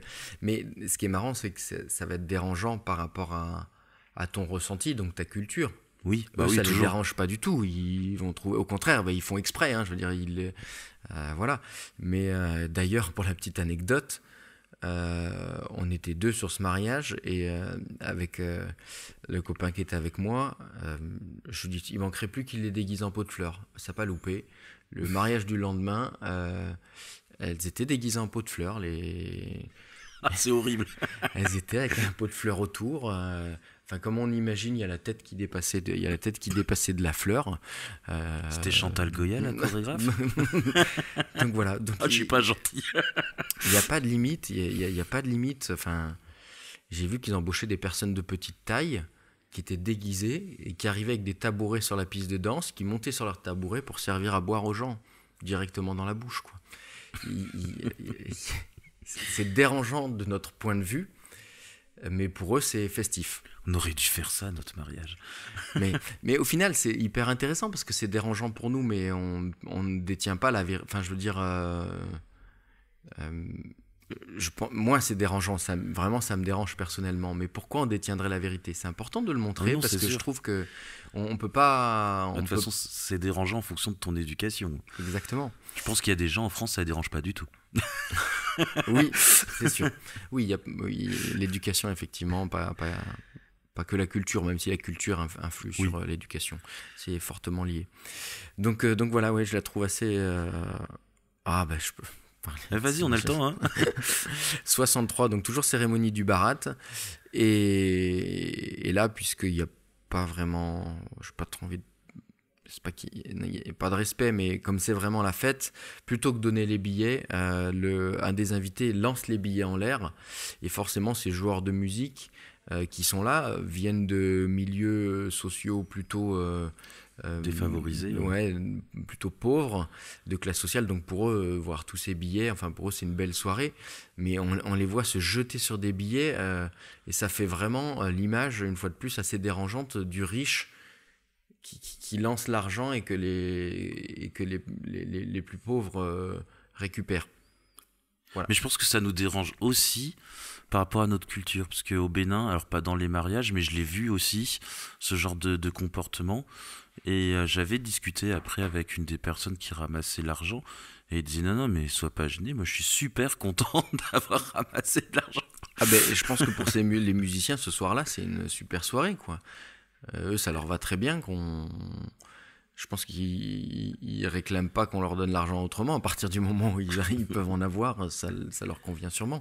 C'est plus pour nous que c'est dérangeant. Bon. Mais c'est une des premières réflexions qu'on se fait en voyant ton livre. On est en train de parler de l'Inde, un pays avec plus de 1 milliard d'habitants, qui en plus en ce moment, donc là pour ceux qui écouteront le podcast plus tard, on commence tout juste à sortir de cette sale période de Covid, mais eux ils sont toujours en plein dedans. Et bon, après, même avant le Covid, l'Inde, au niveau égalité sociale, c'est pas le pays qui est le plus au top. Et on voit ces mariages où tu nous dis 9 millions, 30 millions d'euros, tout ce faste.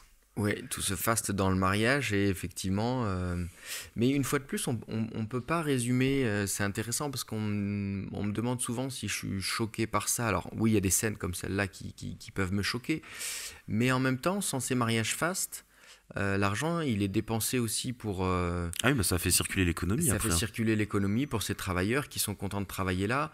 On ne va pas rentrer dans des polémiques, est-ce qu'ils sont assez payés par rapport voilà, c'est un sujet d'ailleurs que je développe sur les conditions de travail des petites mains du mariage, les conditions plutôt difficiles et précaires, mais en même temps, oh là, je vais rentrer dans un sujet long. On fera un autre podcast. Ouais, ok. Consacré aux petites mains des mariages. Oui, les petites mains des mariages, non. Mais il faudra que tu fasses un livre, hein, sinon je prends pas dans le collection. Juste en 2 mots, le fait que depuis l'arrivée au pouvoir du Premier ministre Modi, il y a eu des nouvelles lois qui sont passées pour surtaxer les mariages indiens et qui ont tendance à faire que les plus gros mariages, une partie des plus gros mariages, sont déplacés en Thaïlande et à Dubaï. Et donc en fait, ce qui avait pour but de récupérer de l'argent pour la réinjecter dans les classes sociales les plus pauvres, et ben en fait, ça a eu l'effet en partie inverse, c'est-à-dire que les mariages les plus riches se délocalisent et donc plus de boulot et de la taxe en moins parce qu'ils ont augmenté en fait la taxe, c'est à 30% à peu près sur les mariages luxueux. Tu dois payer à l'État 30% de la valeur de ton mariage. Enfin du budget total de ton mariage, donc voilà, il y a toute une partie un peu politique qui est aussi intéressante et qui influe, voilà, ça c'est la partie plus journalistique en 2 mots. Alors, rapidement, parce que là le podcast, je pense qu'on bat tous les records de longueur, on va évoquer un petit peu plus la partie technique sur l'auto-édition. Donc tu couvres tes mariages pendant 7 ans, tu as la matière pour faire un livre, comment ça se passe? Et ben tu sais pas par où commencer. Tu te dis que tu as fait le plus gros parce que tu as les photos, tu as la matière et en fait il y a beaucoup de travail. La première chose en amont, c'était, même si je me suis documenté au fur et à mesure, j'ai voulu vérifier tout ce que j'avais récolté comme information sur place, donc j'ai pris beaucoup de temps pour vérifier mes informations, recouper pour être sûr de ne pas dire de bêtises. Surtout que c'est très dur parce que d'un mariage à l'autre, les mêmes coutumes peuvent avoir des noms différents. Ça vient du fait qu'il y ait 860 langues et dialectes, donc pour une même coutume. Donc voilà, ça c'était premier gros travail. Et après, ben, je te remercie de m'avoir aidé pour savoir par où commencer, parce que c'est vrai qu'il y a tout un travail important, que ce soit dans la mise en page, que ce soit dans la partie économique et vente. Il faut calculer tout ça, il faut faire les bons choix, savoir quel est le but de ce livre. Et de là vont découler énormément de choix, aussi bien des choix techniques comme de papier de couverture, des choix de prix. Est-ce que le but est de le diffuser à beaucoup d'argent et donc et de le mettre à un prix abordable, ou alors de faire plus un livre d'art avec moins d'exemplaires qui sera vendu plus cher? Il y a des entre-deux, hein, bien évidemment, mais c'est 2 exemples opposés. Et donc il y a énormément de choix à faire. J'ai expliqué toute la partie maquette aussi. Je me suis fait aider d'un comment on dit, d'un graphiste. D'un graphiste, parce que c'est encore un autre métier. Et sur tes très bons conseils, je ne regrette pas une seule seconde d'avoir fait appel à un graphiste. Chacun son métier. Et voilà, une belle aventure que je pensais terminer une fois que j'avais récupéré les livres et envoyé les livres que j'avais prévendus via Ulule. Ça aussi, c'était une sacrée aventure, l'aventure pré-vente, Ulule, les communications. Ouais, c'est une aventure dans l'aventure de faire du crowdfunding. Ouais. Et je me suis dit, bon, bah, je vais envoyer les livres, mais en fait, l'aventure ne faisait que commencer, puisqu'après, il faut distribuer le livre, il faut continuer à le faire connaître, il faut communiquer, il faut enregistrer des podcasts, il faut... Ça, c'est la partie cool. Ouais, c'est vrai que c'est la partie cool. Et là, on peut le dire, il y a une exposition qui a commencé sur cette thématique, qui a commencé le 1er septembre, qui fait partie du Watt Festival à Montpellier. Et donc, alors je ne sais pas quand est-ce que sera publié ce podcast. Comme il y a toutes les interviews des membres du collectif DR pour le mois de septembre et durant toute la campagne de crowdfunding du livre de DR, tu seras diffusé d'ici mi-octobre, donc ce sera déjà passé. Ce sera passé, mais le but de cette exposition, c'est que ça devienne une exposition itinérante un peu partout en France. Je n'ai pour l'instant pas d'autres dates à vous donner, mais en tout cas, cette exposition va bouger. Donc je pense que toi, tu as l'habitude de faire l'actualité, de faire suivre l'actualité des livres.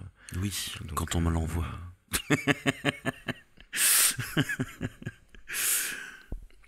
Donc voilà. T'as imprimé chez Escourbiac ? Oui. Ton retour d'expérience ? Alors déjà, c'était une évidence. On dit toujours qu'il faut faire plusieurs devis, et puis j'ai eu une confiance. J'avais déjà une confiance aveugle en eux avant, pour les avoir rencontrés, et puis pour avoir eu vraiment que des bons retours. Donc il y a un moment, c'est une évidence. Et super aventure.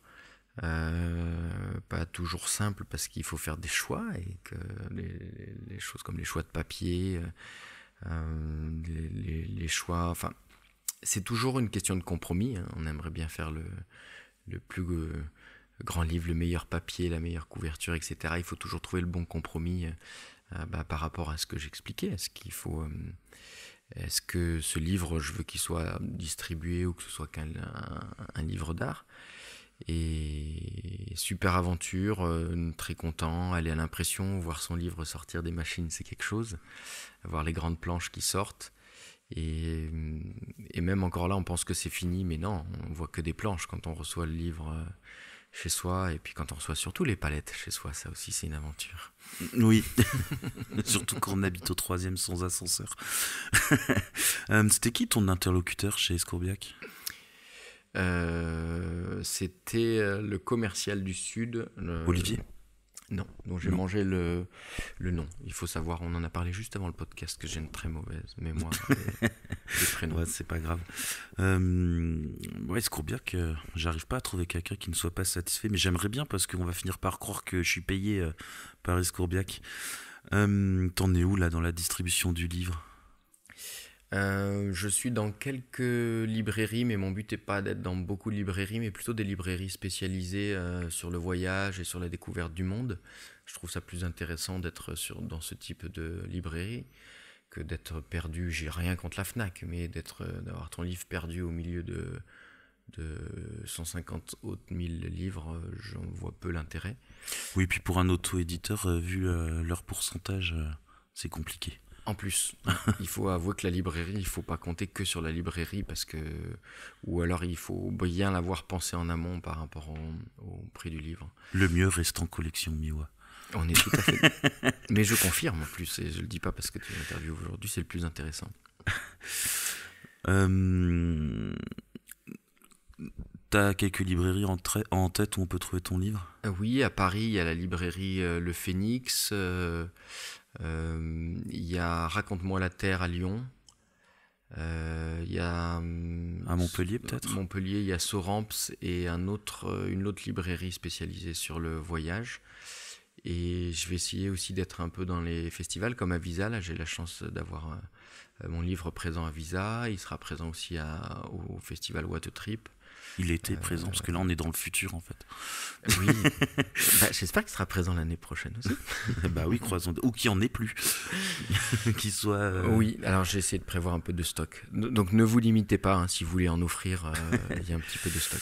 Et il est également disponible, alors là je fais mon petit commercial sur collectionmiwa.com avec 5% de réduction. Et c'est le seul endroit où il est à 5% de réduction. réduction. Donc si vous voulez 5% de réduction, c'est là-bas qu'il faut aller. Et si vous voulez éviter les frais de port, je tease un peu, normalement, 28 novembre, un petit salon du livre auto-édité à Aix-en-Provence. Suivez les actus de la plateforme, vous en saurez plus. Et tu m'as dit que normalement, ça devrait être jouable pour t'y trouver. Il y a forte chance que je sois là. Voilà. Je confirme, c'est presque déjà une confirmation. Au pire, ton livre sera présent. Oui. De toute façon, je suis pas très loin, même en étant à Montpellier, donc je serai là. Bah écoute, merci William pour le temps que tu as passé avec nous. Est-ce que tu veux terminer cette interview, conclure l'interview ? Non, je voulais surtout te remercier parce que pour ce podcast, mais surtout aussi tout ce que tu as pu m'apporter pour ce livre et dans les échanges. Et donc c'était important et c'est pas du tout du cirage de pompe. Merci vraiment à toi, Julien, pour tout ce que tu fais pour l'auto-édition et la transmission par le livre, parce que faire auto-éditer des livres, c'est une conviction et une envie forte de témoigner de quelque chose. Et de vraiment de garder une trace. Ouais. Je pense que les Indiens peuvent te remercier aussi pour ton travail. Il y a des équivalents en Inde ? En livre ? Ouais, oui. Des sujets sur le mariage. Il en existe un qui a été fait par un photographe israélien qui est parti habiter en Inde il y a 20 ans. Et donc qui, je pense, a eu un peu comme moi, forcément avec un regard différent, a voulu le documenter, mais il est disponible qu'en Inde et en anglais. Ok. Voilà. Donc pour l'acquérir, il faut aller en Inde. Ouais, exactement. Bon bah on va aller en Inde. Mais écoute, merci William. Chers auditeurs, je vous retrouve normalement dans une quinzaine de jours, mais je n'ai pas encore enregistré, donc le nouvel invité, ça sera un peu la surprise. Je vous dis à très très bientôt. Au revoir. Au revoir William. Au revoir Julien, au revoir tout le monde. Si vous avez apprécié cet épisode, nous vous invitons à laisser une note. 5 étoiles, ça serait top, avec un commentaire pour augmenter notre visibilité et avoir une plus grande audience.